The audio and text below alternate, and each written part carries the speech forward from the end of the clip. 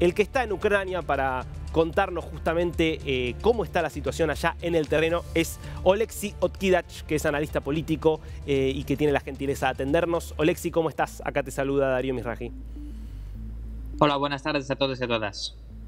Oleksiy, bueno, ¿cómo estás viviendo estas horas? ¿Hay cese del fuego? ¿No hay cese del fuego? No había ningún cese del fuego y no hay. Tampoco nosotros creíamos en esa oportunidad porque entendemos que no se puede confiar a Putin, el presidente de Rusia, y a su ejército, a sus ministros. Y hay que decir que en mayo, cuando teníamos Pascua, cuando teníamos la fiesta segunda más importante en la religión ortodoxa, no pedía Rusia ningún cese al fuego, porque ellos tenían muchos éxitos, lanzaban las ofensivas, y ahora, cuando tienen más problemas, ahora cuando necesitan descansar un poco, dicen que, bueno, vamos a hacer una tregua. O sea, vos decís que es en realidad una excusa, en realidad lo que necesitan es una necesidad de ellos más que un gesto. Exacto, y además yo diría que esto es una tentativa, mostrar a los países occidentales, incluso a los países de América Latina, que miren, nosotros queremos paz, queremos armisticio, queremos una tregua, y Ucrania no quiere, Ucrania niega esto. Y a las fuerzas que quieren paz por cualquier precio, a las fuerzas diferentes políticas, organizaciones, van a decir a los rusos siempre ese hecho, que, bueno, nosotros eso proponíamos, pero Ucrania negó. Por eso ven que Ucrania es un país malo y nosotros somos un país bueno. Claro, sí, bueno, de hecho Vladimir Putin volvió a insistir en las últimas horas con esto de que él está dispuesto a sentarse a negociar, claro, con la condición de que Ucrania reconozca como territorio ruso, territorio que ha sido históricamente ucraniano y que fue conquistado a través de esta invasión. Sí, yo creo que ellos todavía no pueden aceptar lo que está sucediendo y en febrero, en marzo, por ejemplo, estaban negociando lo mismo, pero por ejemplo controlaban la región de Kharkiv o controlaban Gerson. Ahora dicen, bueno, estamos listos para negociar, pero perdieron Gerson, perdieron Kharkiv. Entonces, no les importa cuántos territorios controlan, no les importa qué controlan. Ellos quieren controlar algo y quieren negociar algo ya que conquistaron. Pero entendemos que si apoyo occidental continúa, Ucrania va a recuperar más territorios en 2, 3, 4, 5 meses. Entonces, por ahora esas negociaciones no tienen ningún sentido. Oleksiy, en las últimas semanas, Rusia viene con una campaña muy fuerte de bombardeos contra infraestructura civil ucraniana que busca claramente dejar sin energía al país. ¿Cómo está la situación? ¿Vos dónde estás ahora? ¿Tenés energía? ¿No tenés energía? Bueno, yo estoy ahora en Kiev y aquí la situación es mucho mejor que hace 2 o 3 semanas. Hace 2 o 3 semanas teníamos muchísimos cortes de luz. Ahora sí hay cortes, pero no tan largos. Todo eso depende mucho de la zona. Por ejemplo, en diferentes ciudades que tienen otras fuentes de energía, por ejemplo, una planta hidroeléctrica, una planta nuclear, hay más luz, hay más energía. En otras ciudades que están más lejos hay menos energía. Pero entendemos que ahora la eficiencia de esos ataques rusos no es tan alta. Las defensas antiaéreas ucranianas interceptan muchísimos misiles rusos, también los drones, entonces no logran las metas que ponen y por eso Ucrania sigue con la electricidad y sigue con energía. O sea, no hay preocupación allá respecto de que se vuelva insostenible, porque también recién está empezando el invierno, nos damos cuenta solamente por ver la imagen de que está haciendo mucho frío. ¿Qué temperatura hace ahora, más o menos? Yo creo que ahora está cerca de menos 5 grados en Kiev por lo menos, pero la semana que viene vamos a tener menos 10, menos 15, un invierno típico de Europa Oriental.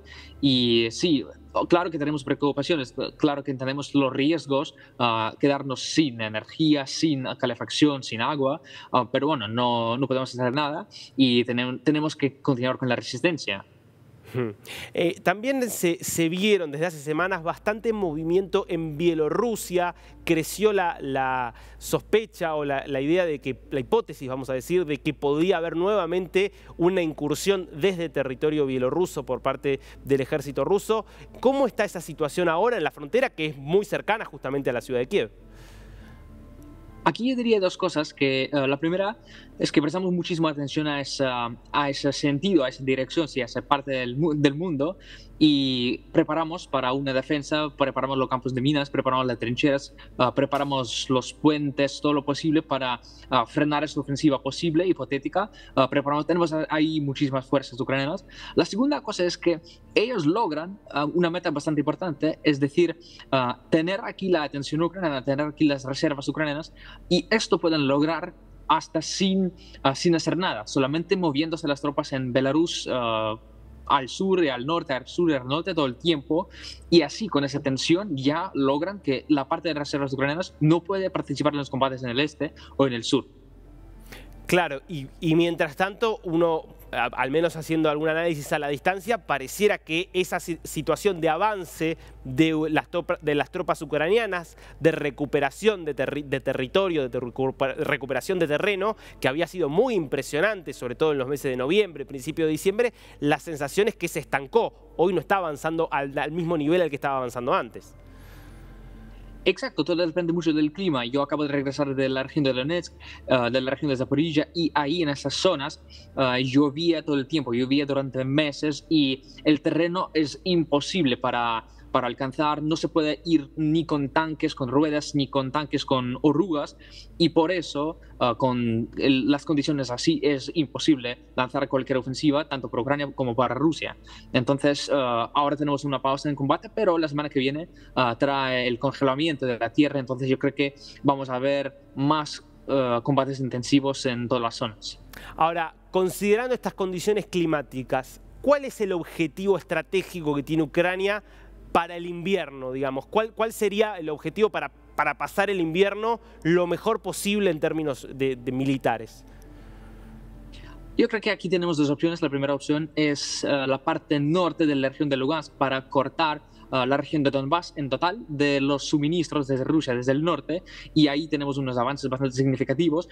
Si el clima y las condiciones lo permitan, entonces Ucrania va a avanzar ahí.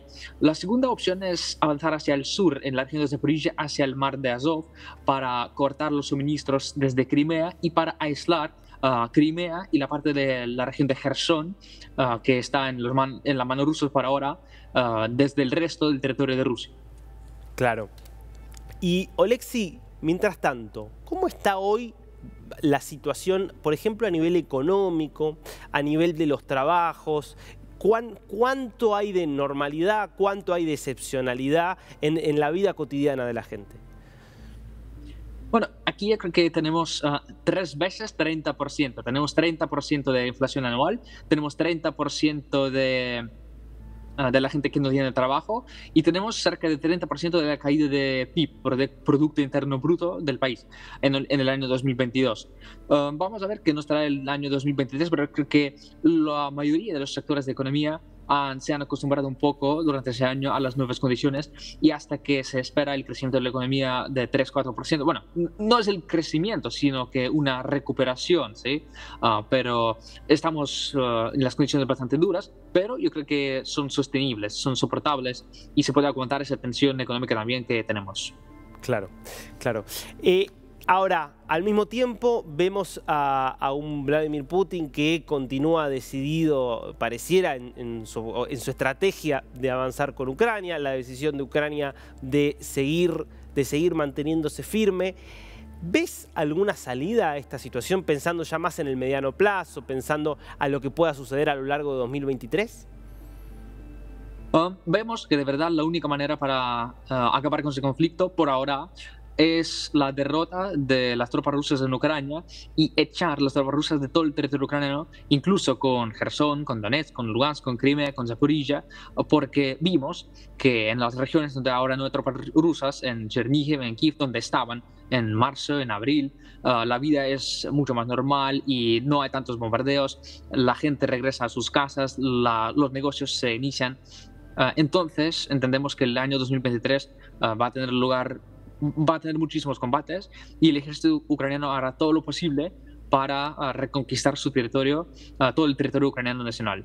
¿Cómo se vivió desde allí este ataque tan certero del ejército ucraniano con misiles HIMARS que afectó gravemente este campamento, esta realidad cuartel que había montado sobre una escuela rusa, que Rusia reconoció 89 bajas, Ucrania dice que fueron cientos.